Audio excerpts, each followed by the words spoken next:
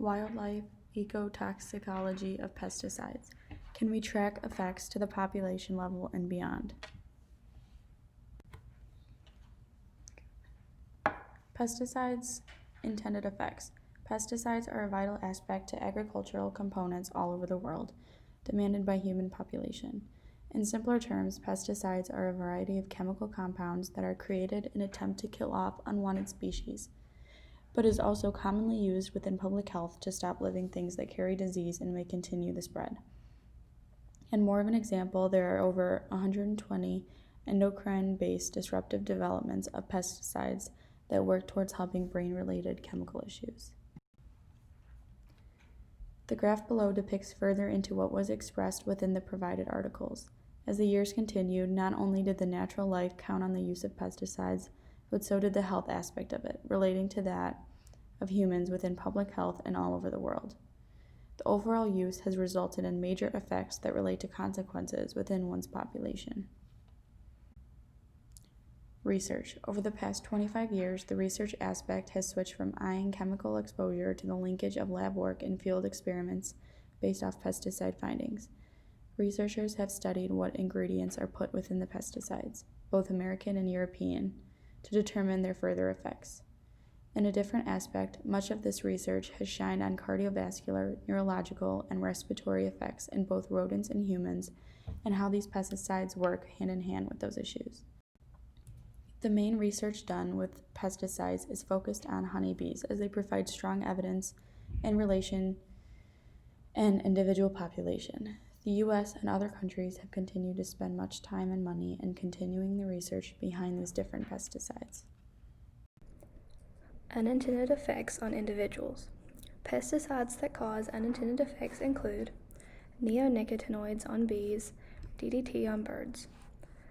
Individual effects on individuals include neurotoxicity, altered metabolism and behavior, endocrine disruption, immunotoxicity, reproductive failure, increased infection, and parasite rate. Research. According to Pesticides and Wildlife, Land Use and Wildlife Resources from NCBI Bookshelf, the three major concerns of the use of pesticides are direct poisoning from accidental exposure during transportation, manufacturing, or storage, residual poisoning, pollution from initial introduction of pesticides to the environment.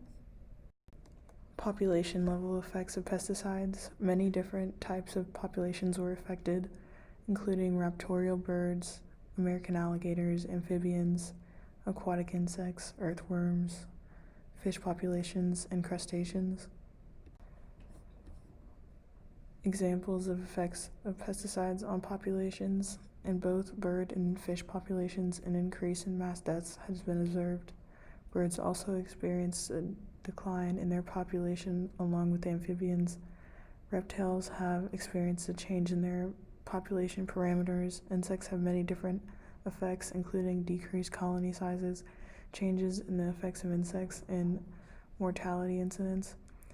Plants have observed impaired phytoplankton, and mammals saw an increase in mortality. Community and ecosystem level effects of pesticides.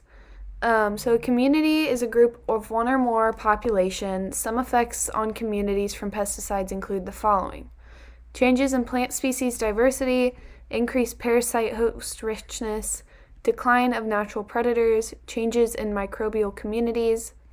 Ecosystems are a level of organization that includes both the interacting organisms and their physical environment. Some effects on ecosystems from pesticides include the following: affected nutrient cycles, decreasing habitat heterogeneity, and affected ecosystem functioning. Effects of global change on pesticide consequences. Figure 3 depicts a diagram of predicted interactions between global change and pesticide effects and the relations between them, allowing us to see how each factor impacts various facets of the ecological well-being. As shown in Figure 3, an example of how global change could increase unintended pesticide effects could be that global change impacts the range and incidence of disease and infections, which in turn makes the ecosystem more susceptible to the harm inflicted by pesticides, as they too promote disease and infection. Another example similar to the above is that as global change, particularly warming, increases, reproduction and sex determination is disrupted, amplifying the effects of endocrine processes that are disrupted by pesticides. These interactions combine to further the effect on the population. Solutions: microevolution and future research. In short, there is no way to determine with absolute certainty that microevolution will be able to catch up. We do know that certain communities, such as the microbial communities, have increased likelihood for adaptation as they have a much shorter microevolutionary response time. Other communities, such as animals and plants, are less likely to catch up due to the long generation times. Research necessary to help us manage the effects of pesticides will need to be widespread and comprehensive, spanning multiple focus groups. Some of these will include effects on global warming, further research on pesticide resistance in various communities in relation to microevolution, and factors that act side by side with pesticide exposure.